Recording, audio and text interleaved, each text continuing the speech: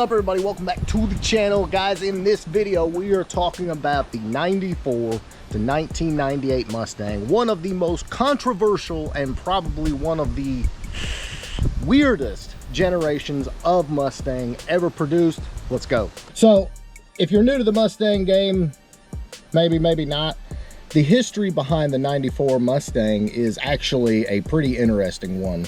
If you go back to all the way back to 1989, at that point, Ford was essentially considering giving the Mustang the axe. And essentially the 94 Mustang was going to be the Ford Probe. And if you don't believe me, go look it up. Pissed everybody off. Mustang purists, Mustang fans all over the world began a writing campaign to Ford and said basically, we'll come looking for you if you get rid of the Mustang. And so the Ford Probe was put into production and the Mustang was to continue on. So if you ever wondered why there wasn't a actual 25th anniversary Mustang built, even though Roush said, hey, you know, here's a prototype, let's build this one, it's because Ford was pretty much over Mustang. They were done with it, and for whatever reason they just pretty much lost interest. That's why you didn't get a lot of upgrades throughout, you know, the late 80s, early 90s, and it was pretty unfortunate. But they decided to bring the Mustang back for 1994, and they popped up with 3 different prototypes of what it would look like. One was the Bruce Jenner when he was still a man, the Arnold Schwarzenegger, and the Rambo. And ultimately the Arnold Schwarzenegger prototype was the winner, and the 94 Mustang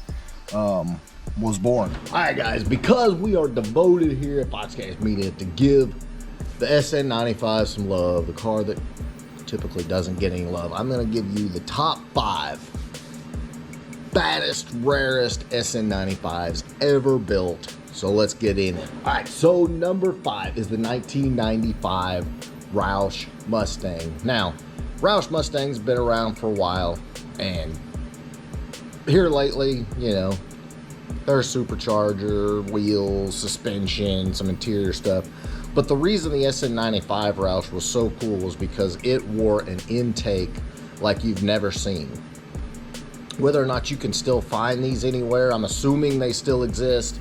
I don't know, but probably the coolest intake ever fitted to a pushrod 5.0, totally designed by Roush, totally rare, totally cool. The 95 Roush was extremely cool and extremely rare.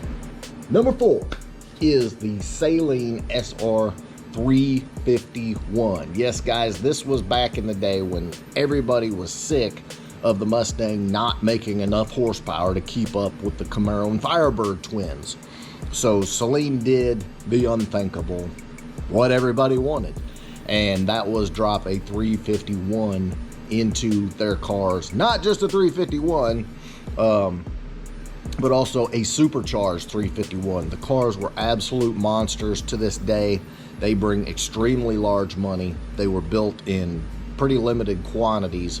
But it just showed Seline's dedication to the guys that love these cars and didn't like having their ass handed to them by the GM twins all the time.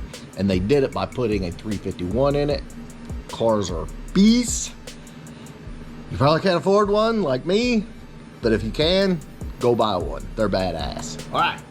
Number 3 is the almighty 1995 Mustang Cobra R.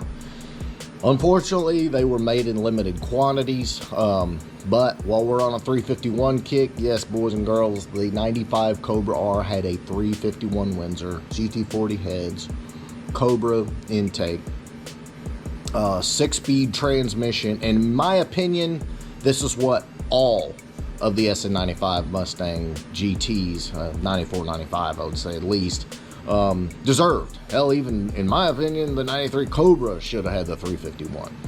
But the 95 Cobra R, unfortunately, you know, there were only 250 of them made. You had to, you know, jump through a bunch of hoops to get one.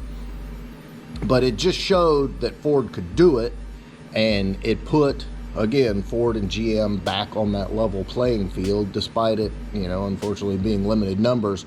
The 95 Cobra R was a beast. The wheels, as you all know, are where the 95 Cobra R wheels that everybody in the world had on their cars back in the day came from. And God, yeah, I'd love to have one.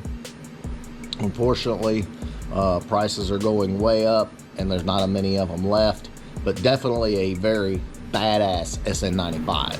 All right, next up was actually more of a concept vehicle, never available for the street, unfortunately, but it was called the Super Stallion, and I'm sure you guys have seen pictures of these online.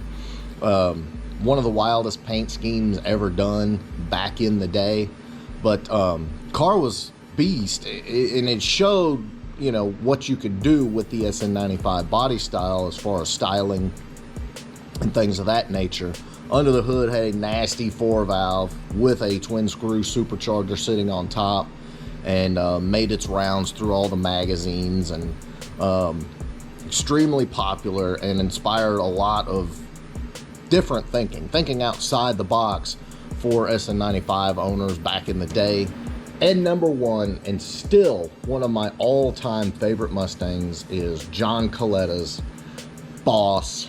I'm not even sure what year the car was. Again, this was something Ford built in-house. I don't even know why, but John Coletta wanted it, and he was the king at SVT back then, and the car was absolutely insane.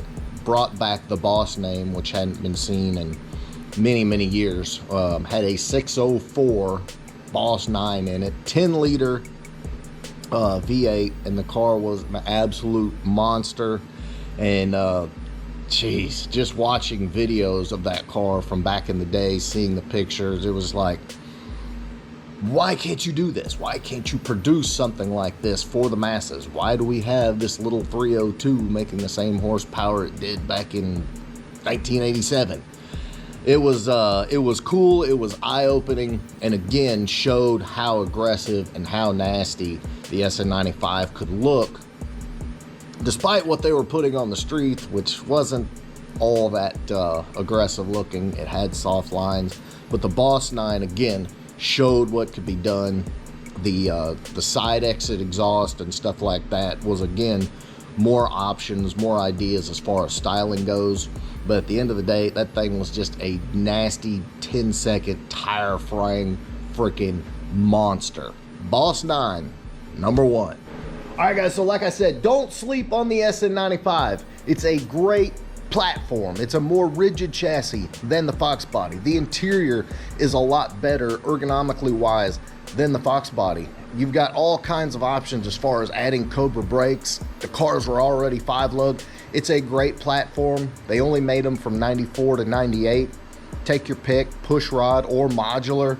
So I definitely recommend snapping one up. There's not a lot of them out there because of the short run, and guess what? You won't see many of them at a show, so you'll actually stand out in a sea of S550s and S197s and all of the newer stuff that typically crowds all of the shows all across the country. So guys, I hope you found that enjoyable.